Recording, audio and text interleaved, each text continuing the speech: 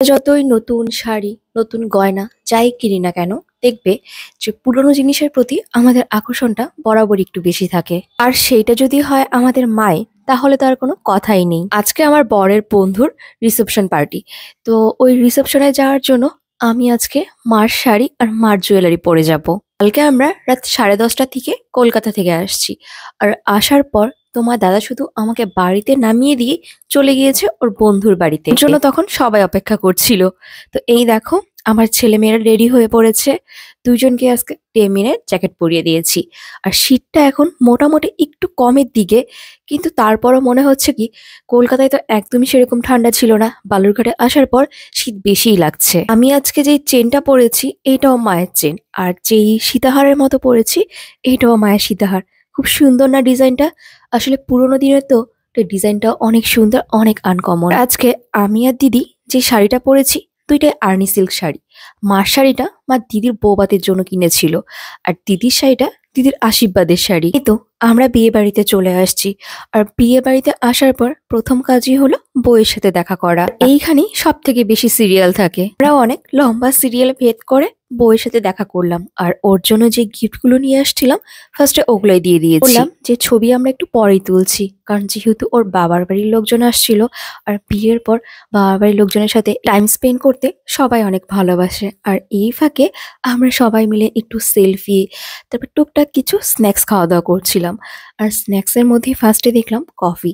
তো ভাবলাম আগে 1 কাপ কফি খেয়ে নিই। কিন্তু জানো, আমরা অনেক বিয়ে বাড়িতেই কিন্তু এরকম কফি খাই, বাট কফিতে না বাড়ির মতন কখনো টেস্ট পাই না।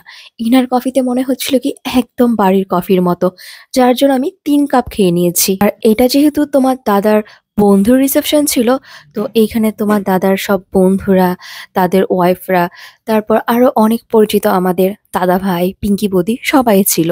আর আমরা যে কোনো অনুষ্ঠানে যখন আমরা সবাই মিলে যাই না, অনেক আনন্দ করি। আর ওর বিয়েটাই তোমার দাদা মিস করতে হয়েছে আমার বোনের বিয়ের জন্য। তো এই দেখো, সবাই মিলে অনেক গল্প করছিলাম। আর এইদিকে হলো পাকোড়া খাচ্ছিলাম। পাকোড়াটা খুব টেস্টি ছিল। তারপর আমরা সবাই মিলে একসাথে খেতে বসে পড়েছি। আর একদিকে বাবার মামাম এখন আমাদের সাথেই, আমরা যা খাই ওরাও তাই খায়। এখনকার দিনে বিয়ে বাড়িতে আসার পর আর একটা প্রবলেম যেটা শুরু হয়েছে, সিট ধরে রাখতে হয়।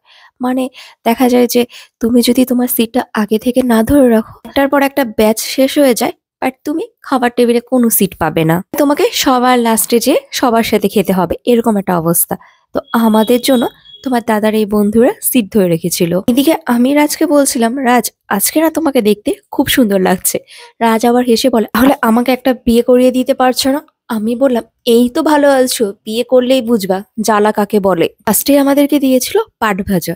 তো সবাইকে একটা করে পাট ভাজা দিয়েছিল, আর আমাকে দিয়েছে ডাবল পাট ভাজা। আর পাট ভাজাটা খেতে খুবই টেস্টি ছিল। এদিকে আমি বাবাকে একটু পাট ভাজা আর ডাল দিয়ে ভাত খাইয়ে দিয়েছি।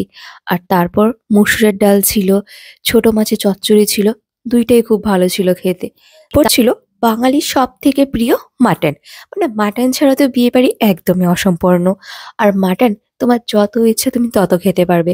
এতবার এসে ওনারা বারবার যাচাই করে দিচ্ছিল। এখন আমরা যার সাথে কথা বললাম ও হলো বৈশালী, মানে তোমার দাদার বন্ধুর বোন। ও এসে আমাদেরকে জিজ্ঞাসা করছিল ঠিকঠাক মতো খাওয়া দাওয়া করছে কিনা।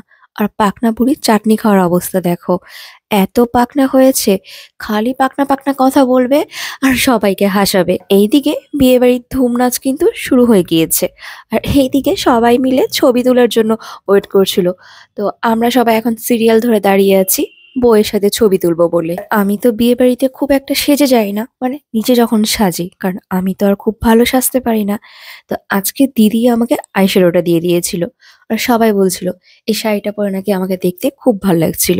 আর এই দেখো, সবাই মিলে আবার এখানে ডান্স করা শুরু করে দিয়েছে। তো চলো বন্ধুরা, সবাই এখানে নাচ গান করো। আর ব্লগটা তাহলে এইখানেই শেষ করি। তোমাদের যদি আমাদের ব্লগগুলো ভালো লেগে থাকে, তাহলে আমাদের ইউটিউব পেজ আর ফেসবুক পেজকে একটা ফলো অ্যান্ড সাবস্ক্রাইব করে আমাদের পাশে থেকো। তোমরা সবাই ভালো থেকো, সুস্থ থেকো, আর পরিবারের সকলকে নিয়ে সাবধানে থেকো।